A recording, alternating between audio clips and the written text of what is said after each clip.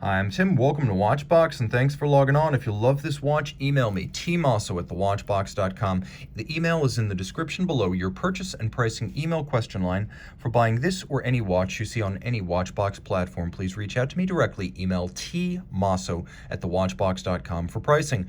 Today, we're discussing an M series, circa 2008, Rolex Oyster Perpetual Datejust, reference 116234, white gold bezel, 904L stainless steel bracelet and case. 36 millimeters, this is the traditionally sized Datejust in the same case size with which the original debuted back in 1945. That was the 40th anniversary or Jubilee of Rolex, and on the Datejust model that year, the Jubilee bracelet was born as the original accessory to the watch. So a Jubilee bracelet for 40 years of Rolex and a new watch, which was the first ever to combine automatic winding with an instantaneous jumping date at midnight, hence the name Datejust. The date is always just. So 36 millimeters in diameter. This one measures 11.6 millimeters thick from lug to lug. The case itself is 44.5 millimeters, and if we include end link to end link of the bracelet, the absolute distance across the wrist is 45.4 millimeters with a 20 millimeter spacing between the lugs. We will throw this watch on my 16 centimeter circumference wrist. Popping it open, you can see this one, much like the President bracelet, uses a crown clasp, the only visible sign of the partition between the two sides of the bracelet. The Jubilee today is solid end link, solid center link, so it's robust enough to be used as a sports watch bracelet, but it's still supple and elegant the way a dress watch bracelet should be. Now on my 16 centimeter circumference wrist, you can see I have plenty of clearance on each side. It's nowhere near overhanging the edge of my wrist from over the top. Take a look at the cuff shot. You see it slides easily underneath the dress cuff. I recommend this watch for a wrist as small as 13 centimeters in circumference. The Jubilee, like the case, made of Rolex's own steel. Rolex makes its cases, clasps, and bracelets, and it has its own foundry to make its own alloys. It uses 904L steel because it is more resistant to corrosion than standard 316. You can take it in salt and never wash it afterwards, and it will never corrode.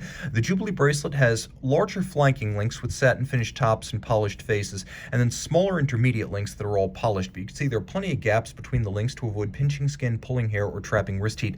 It actually vents better than the 3-link Oyster Sports bracelet. The clasp is substantial. As you can see, the gauge of the metal used is heavy, and then there is a snap-shut lift lock system, so you can't actually just pull it open. You do need to lift that little 5-point coronet, which unlatches it and allows you to open it up. You can see that removable links in Rolex fashion are fixed by screws, and that there are several removable links on both sides. Rolling back to the case, it is an elegant profile, not the squared off and sheer super case of the GMTs, Explorer 2s, and Submariners and Sea Dwellers. No, this is a graceful profile like what you'll find on the Date 8 and even the Daytona.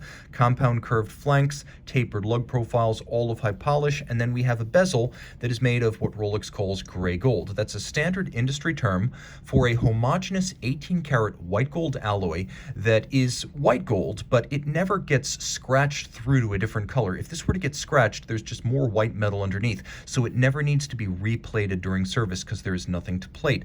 The crown is a twin lock and a screw down, and the watch has 100-meter water resistance. Underneath the sapphire crystal, a silver sunburst dial with a railroad track minutes and seconds scale outboard, faceted minute and hour hand, baton style with a lancet counterweighted seconds hand, all numerals.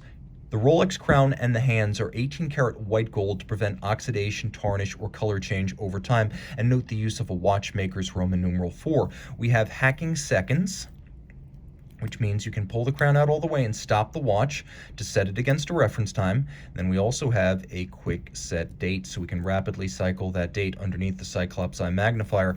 The watch includes a solid case back, Oyster style, and inside is manufacturer caliber 3135, bidirectional automatic winding with a 48-hour power reserve, quick set date, stop seconds, 31 joules, beats away at 28,800 vibrations per hour. It's a COSC certified Swiss chronometer, and it has a full balance bridge with a free sprung index to make it easy to adjust it precisely and then to give it shock tolerance to live well on a rough and active wrist. There's also a handmade Breguet overcoil hairspring that allows the hairspring to breathe concentrically in any position because its mass is centered, better enabling the watch to ace the COSC Swiss chronometer test. And these 3135s still use a jeweled staff on the winding rotor, so combined with the bidirectional action and the Teflon-coated reversing wheels, makes for a silky smooth winding action that you can neither feel nor hear. Reach out to Team Mosso at thewatchbox.com for purchase and pricing details.